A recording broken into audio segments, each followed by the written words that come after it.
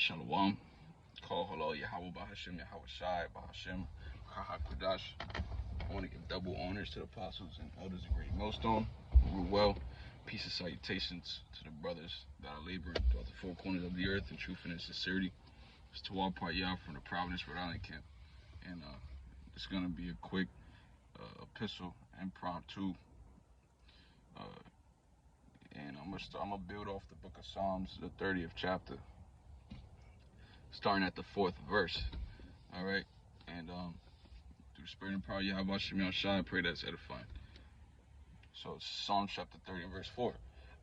It says, "Sing unto the Lord Yahweh, O ye saints of His, and give thanks at the remembrance of His holiness." Okay, I'm gonna read that again. "Sing unto the Lord Yahweh, O ye saints of His." Now, who are the saints? Who are the saints? Let's grab a quick precept. We're going to go to the book of Psalms, the 148th chapter. In the 14th verse, it reads, I'm going to start at 13. "Let them praise the name of the Lord, for His name alone is excellent, and His glory is above the earth and heaven. He also exalteth the horn of His people, the praise of all His saints, even of the children of Israel, a people near unto Him. Praise ye the Lord Yahweh." All right, so we've just established who are the saints. The saints that are the people near unto Him, the children of Israel. Okay, and real quick, it's like we got people in this world that are really claiming that being an Israelite is a downgrade. No, and being an Israelite is something that you want to be. Alright, there's an inheritance for the nation of Israel. There's something that's going to be given. Alright, it's really already given to them. The nation of Israel is just waiting for it to play out. All of these prophecies to play out. So if you got a nigga out here talking about it's a downgrade of being Israelite, that he's just as good as dead. Alright, I just wanted to say that about that. It's Psalms, because it's like, okay, you know what? If being an Israelite is a downgrade, then what is being a Christian? Because being a Christian is being labeled a Christian is another proverb or byword. You know? So if being an Israelite is a downgrade, what is an upgrade? You know what I'm saying? But you got niggas out here, man, dread-headed Christians that think they know what the fuck they talking about. But this is Psalm chapter 30 and verse 4. It says, "Sing unto the Lord Yahweh, O ye saints of His." Right? The Israelites are His. Deuteronomy 7 and 6 says that thou art a holy people, a peculiar people. You know? And I'm going to just keep reading. It says, "And give thanks at the remembrance of His holiness." Right? Because there was a time where we didn't know the Heavenly Father, man. That we didn't know Yahweh Shem Yahweh Shai. He turned His back on us because we were being disobedient children. Alright? But He's saying, yo, give thanks at the remembrance of His holiness. Which is, you know, His holy being meaning separate. Alright? His name is separate. You know, it's really up here, and then all these other bullshit names are down here. Like, there's no comparing you. How about we actually read it? We actually read it in Psalms 148. Let's go back to it real fast. Salakia. This is Psalm chapter 148, verse 13. It says, "Let them praise the name of the Lord, for His name alone is excellent. His glory is above the earth and the heaven." All right. What else is His holiness? His Son Yahweh Shai. All right. His elect. All right. His glory is above the earth and heaven. That word glory, it also goes into praises, reverence. All right. The honor. So let's go back to Psalms chapter 30. Keep building off of that. Right. Because it says, "Sing unto the Lord," verse 4, "Sing unto the Lord, O ye saints of His, and give thanks at the remembrance of His holiness." Okay? real quick, let me grab a precept, because there, like I said, there was a time when he had turned his back on us, right? But it's at a point now where he's made himself known unto us again. He's shown his mercy. All right. Let me see real quick, Salaki. Give me a minute.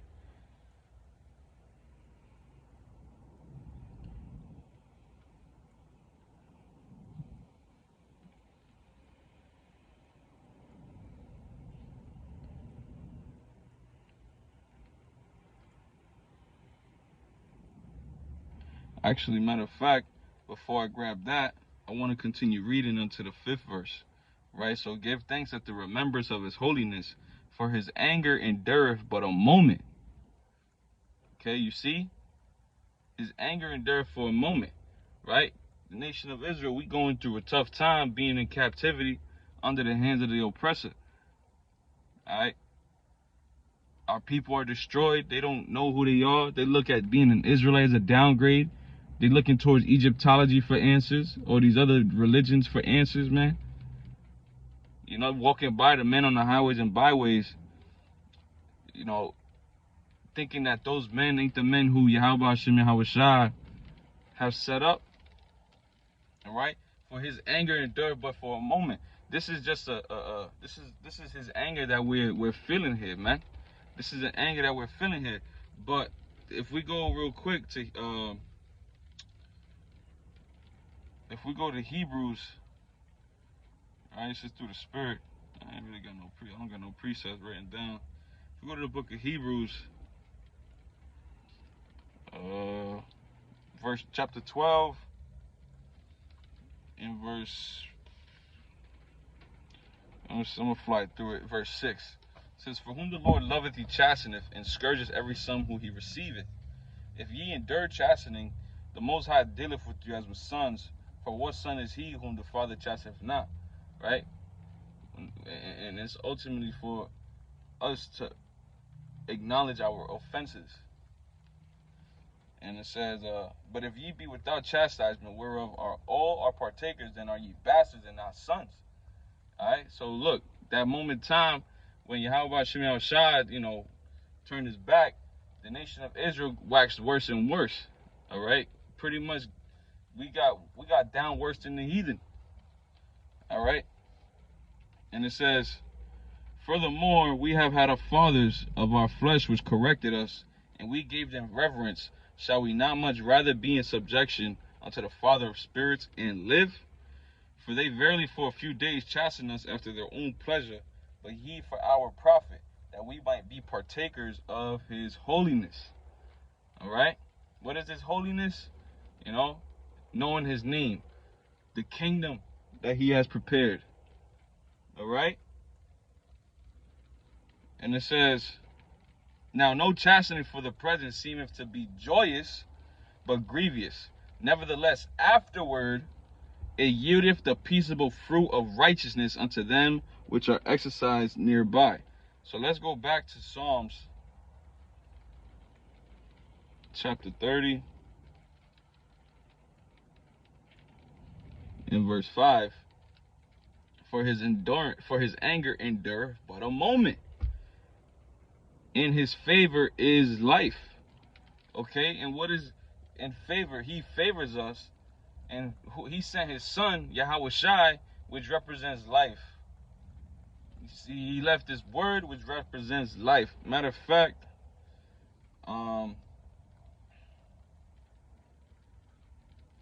let me see.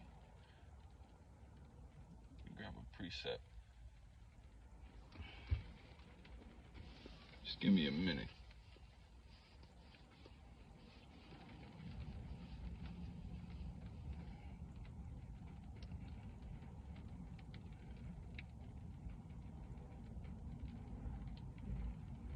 All right, so this is John chapter 6 and verse 35. "And Yahweh Shai said unto them, I am the bread of life.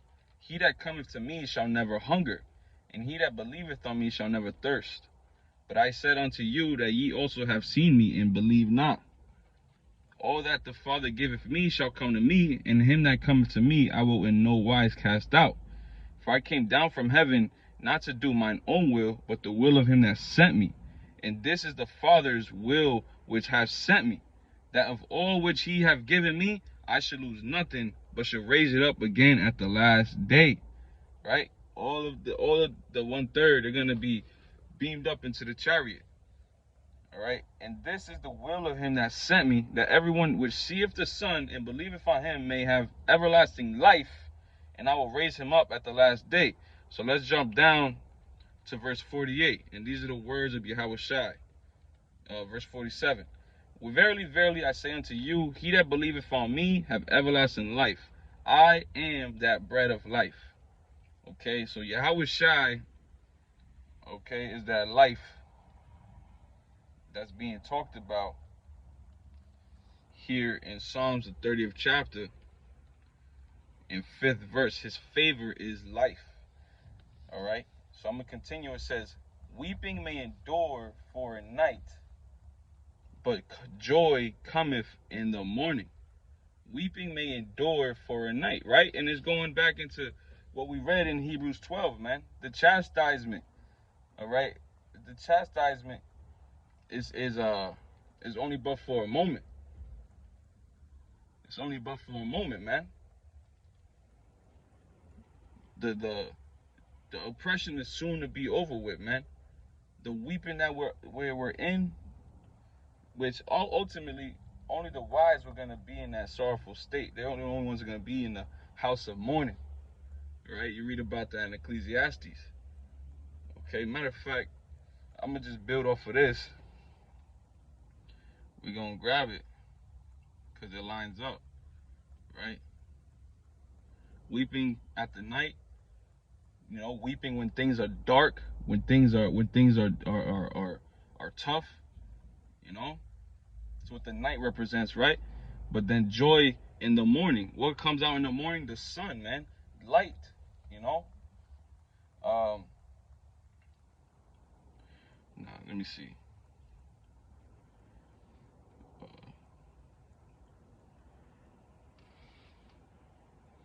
Shit taking forever.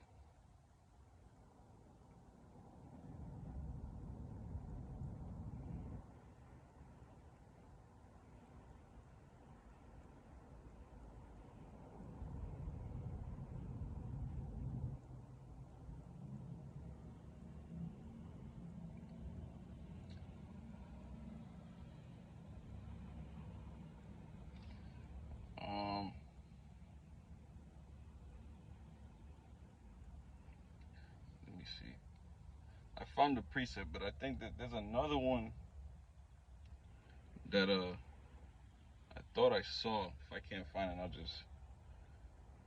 It's all right. It's all right. We're gonna read Ecclesiastes chapter 7 and verse 2. It says, "It is better to go to the house of mourning than to go to the house of feasting, for that it is the end of all men, and the living will lay it to his heart. Sorrow is better than laughter, for by the sadness of the countenance the heart is made better. The heart of the wise is in the house of mourning, but the heart of fools is in the house of mirth." All right? Right now, we in the night. We not in the day, man. This is a time where we're not supposed to be in that jolly old spirit, you know, looking forward to these fucking things of the world, stuff like that. No, man, we are in the night, man. The weeping is gonna endure for the night, but joy cometh in the morning. That joy is gonna be what? You know, when we receive that promise, that inheritance, when we have these heathen under our foot, all right? That is the joy that cometh in the morning, all right? But I'm kind of short on time, so, you know, Spirit brought out whatever it allowed, and Lord willing, whoever tunes in was edified, all right? Shalom.